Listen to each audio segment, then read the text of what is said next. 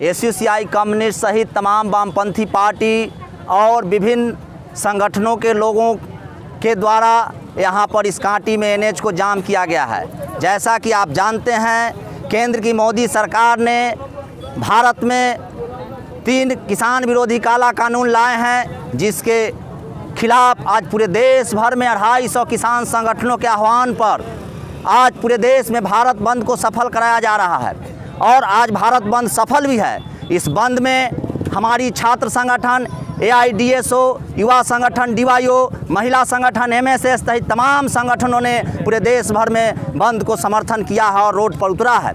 साथियों, आप जानते हैं, एक किसान विरोधी 3 काला कानून जो लाया गया है, इसको मोदी सरकार किसानों और आम लोगों में दिग्भ्रमित कर रही है। उस कानून को वो किसान हितैषी बता रही है, लेकिन ये प्रथम जो काला कानून है वो कृषि वाणिज्य एवं व्यापार कानून 2020, इसमें सरकारों का नियत है कि जो एमएसपी है, एमएसपी को ख़त्म करके और कृषि के क्षेत्र में एफडीआई लाने की तैयारी है और दूसरी तरफ ये आम किसानों को अनाज सस्ते दामों में बेचा जाएगा। लेकिन मोदी सरकार का तर्क है कि नहीं, ये कानून लाने से मंडी स्वतंत्र हो जाएगा, कहीं का किसान कहीं भी अनाज बेच सकता है। लेकिन मैं उनसे पूछना चाहता हूं, क्या 1952 के बाद से कभी भी इस देश के अंदर में किसानों को दूसरे मंडी में अनाज बेचने के लिए क्या कोई बाध्यता थी? नहीं थी। लेकिन ये किसानों को धोखा देने के लिए कह रहे हैं कि नहीं, ये कानून ला देंगे तो आपका खुले मंडी में आप अनाज बेचिएगा। लेकिन पूर्ण रूपेणा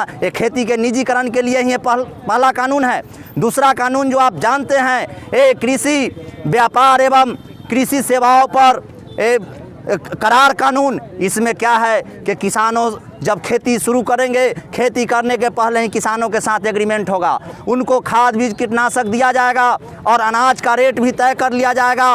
और जब किसानों के फसल बर्बाद हो जाएंगे तो किसानों को कर्ज में वो डाल देंगे। अगर किसानों के फसल का उत्पादन होगा तो किसानों को पहले से तय दामों में अनाज खरीद लेंगे और फिर उसी कारपोरेट के हाथों से किसानों को महंगे दाम पर अनाज खरीदना पड़ेगा। क्योंकि चंदे पर चलती है, इसलिए मालिकों के हिफाजत के लिए काम करती है। इसीलिए कपिल सिब्बल भी नरसिम्हा राव की सरकार में कहा था कि नहीं, किसानों को बिचौलियों का सामना करना पड़ता है, इसलिए ओपन मार्केट किया जाए। लेकिन मैं मांग करता हूं सरकार से, तुम क्यों नहीं एमएसपी पर अनाज खरीद के गारंटी के लिए कानून बनाते हो, और जो व्यापारी या उद्योगपति एमएसपी पर अगर अनाज नहीं खरीदता है उस पर तुम कानूनी कार्रवाई करो। लेकिन ये नियम नहीं बना सकते हैं। ये क्यों नहीं बनाएंगे? क्योंकि मालिक प्रस्त सरकार है, ये पूंजीपतियों की सबसे भरोसेमंद पार्टी ये बीजेपी और कांग्रेस है। इसी के पीछे पीछे तमाम पार्टियां कुछ सीटें के लिए महज धूम हिला रही है। लेकिन मैं दावे के साथ कहता हूं, सोवियत रसिया के अंदर मात्र पार्लियामेंट के अंदर 4 एमपी,